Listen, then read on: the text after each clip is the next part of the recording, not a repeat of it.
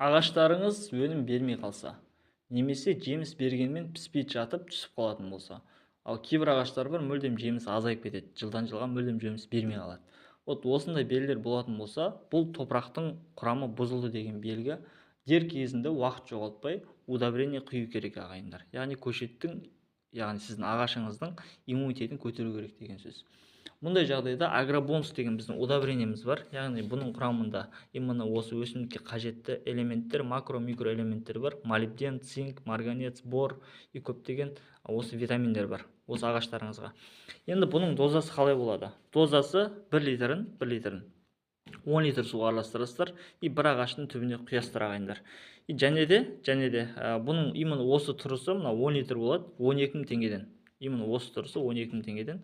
Қалай заказ берем десеңіздер, қазір номер айтам: 8702 491 26 13. 8702 491 26 13 ағайындар. Келіңіздер, заказ беріңіздер. Кез келген қалаға доставка бар.